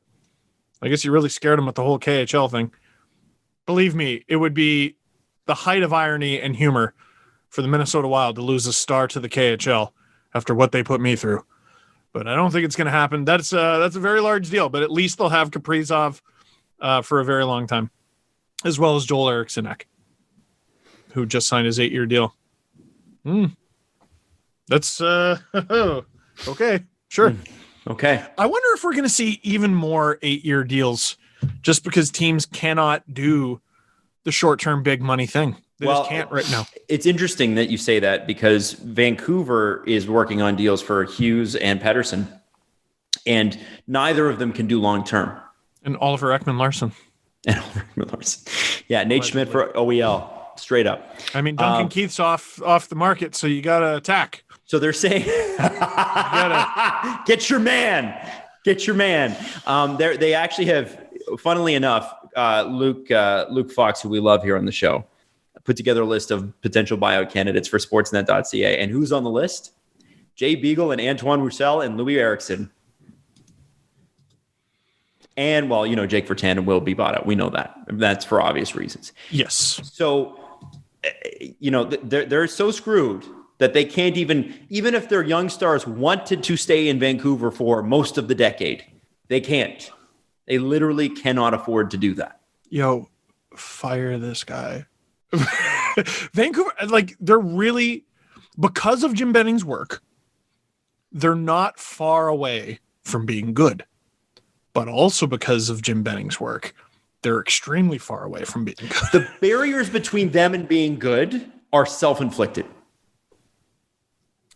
It's like wanting a candy bar, and it's on the other side of a wall. You could spin it that you're only a foot away from that candy bar, but in front of you, in your way of that candy bar, is a wall. But you built the wall. And you built the wall. You put the brick and the mortar down. You built the wall. Went to Home you were like, Depot how great is this wall? And we're like, the candy bar. And sourced the drywall. Yeah, literally. You built the wall, Jim. And he was like, what a beautiful wall. I agree. It's a nice wall. It's well put together. It's okay. It's a good wall. It's a wall. I don't know. The Vancouver Canucks are one of the cars from Pimp My Ride, where you go, okay, yeah, you put a bunch of cool shit in it. I'm very curious about what the insurance is. This thing in the trunk is entirely unnecessary. And how many barbecues do you think I'm pulling up to where I'm going to back the car in and have the speakers blasting out the trunk at the function? What do I need? What situation am I going to be playing PS2 in the backseat of this car? You know what I mean? You watch it, and if you don't think about it too hard, you go, that's a great car.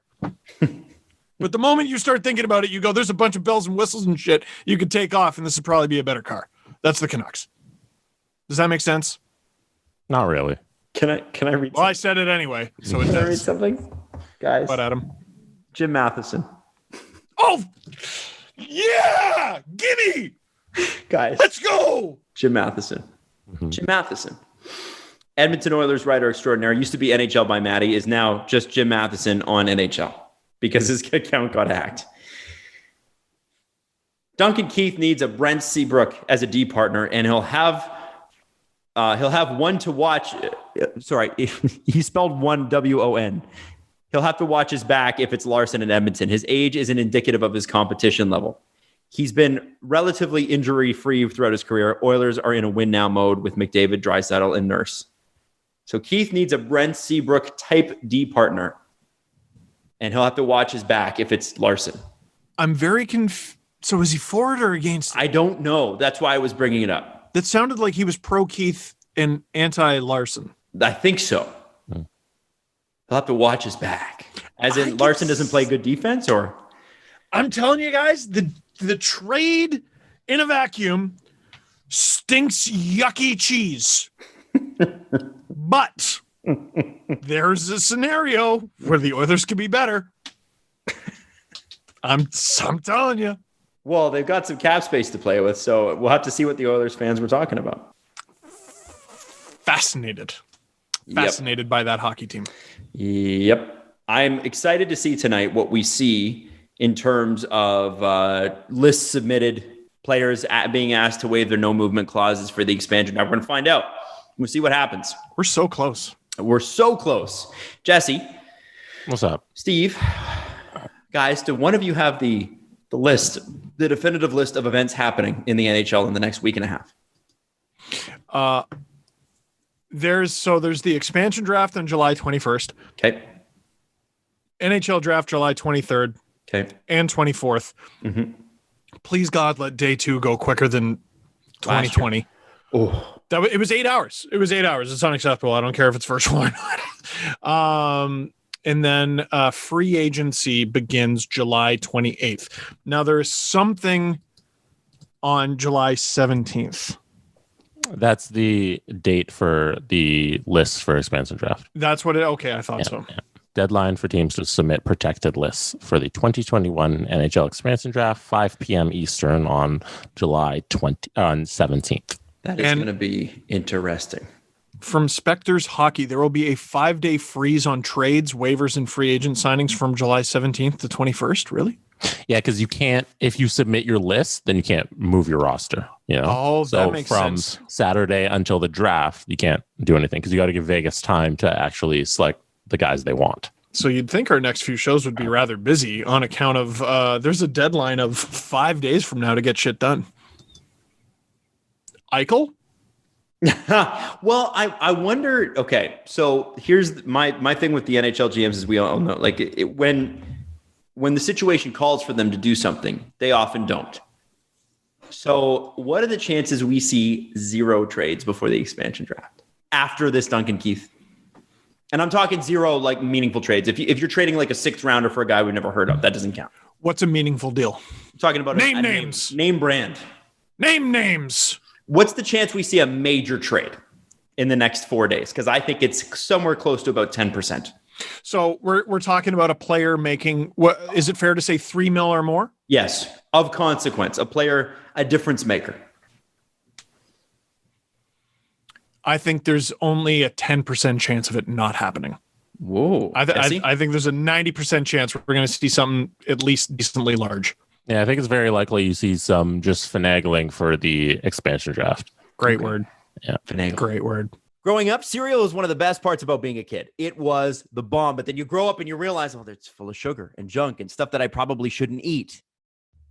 What if I told you, because we're all trying to eat better, that you can, and it can be cereal, and it can be fun. We are talking about Magic Spoon. Okay, so 0 grams of sugar, 13 to 14 grams of protein, and only net 4 grams of carbs in each serving. 140 calories a serving. That's it. It's keto friendly. It's gluten free. It's grain free. It's soy free. Low carb. GMO free. You can build your own box or get a variety pack. Available flavors include cocoa, fruity, frosted, peanut butter, blueberry, cinnamon, all the ones you remember from being a kid that you loved so much. And if you go to magicspoon.com/SDP to grab your delicious meal, try it today. You can use that promo code and you get $5 off your first order. Again, that's magicspoon.com/SDP. And Magic Spoon is so confident in their product, it's backed with a 100% happiness guarantee. So if you don't like it for any reason, they will refund your money. No questions asked. One more time, magicspoon.com/SDP to save $5 off. What interferes with your happiness? Is it something that you feel like is preventing you from achieving your goals? Like, so for instance, for me, before I was able to actually talk it through with a therapist, serious anxiety issues, things that I would spin out of things before I would even walk into a room. Like there'd be a meeting and I'd be freaking out about how the meeting was going to go before I'd even walked in. BetterHelp will help you assess what your needs are and match you with your own licensed professional therapist. And as somebody who's taken multiple years of therapy, it's so worth it. Now you can connect in a safe and private environment, super convenient, and you can start communicating in under 48 hours. It's not a crisis line, not a self-help book either. It's professional counseling done securely online. You send a message to your counselor anytime, you get timely and thoughtful responses, plus you can schedule weekly video sessions. And we're talking about licensed professional counselors who specialize in anger, family conflicts, LGBTQ plus matters, grief, self-esteem, trauma, sleeping, anxiety, stress, depression. Anything you share is confidential, it's convenient, it's professional, and it is affordable. Now you can get 10% off your first month by visiting betterhelp.com/STP. Again, join over 1 million people who have taken charge of their mental health. Be one of them.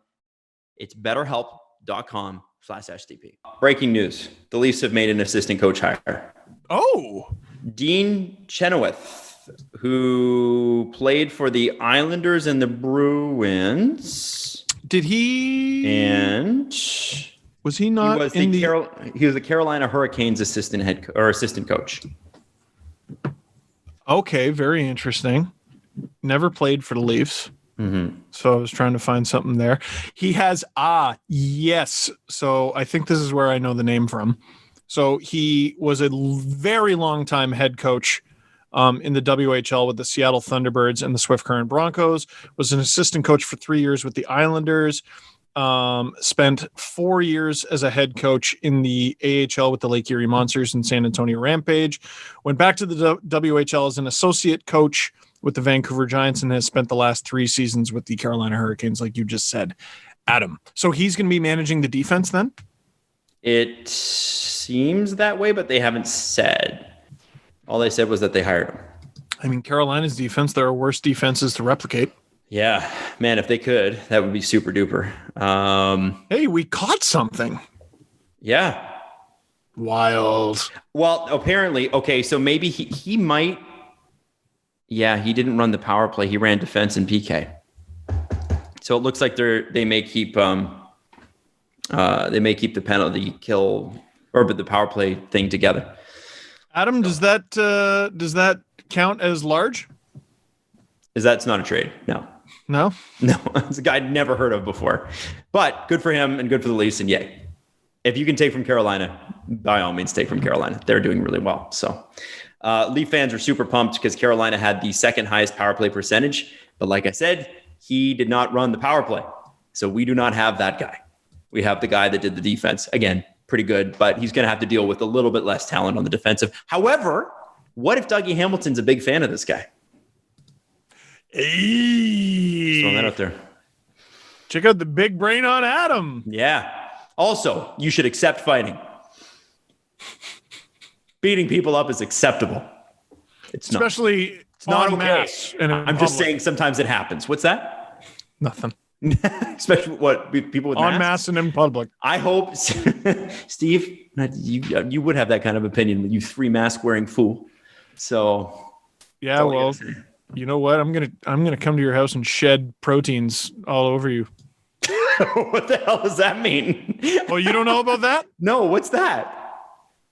So if you get the vaccine, there is a section of the population that thinks you will shed the proteins that you get from the vaccine on people. And I don't know what they think the final product of that is, but it's probably bad. Everybody's going to walk around jacked. That's what it is. The government's trying to get us all jacked. More all right, protein. now It sounds good, bro. We'll be back Wednesday, all 3 of us. And we're excited to see if the Oilers can and Sens can do this today. Can't wait to see what the Canucks get up to. So we'll see you Wednesday. We love you and have a fantastic couple of days. The Steve Dangle Podcast. Follow the guys on Twitter at Steve_Dangle, at Adam WYLDE, and at Jesse Blake. Connection complete.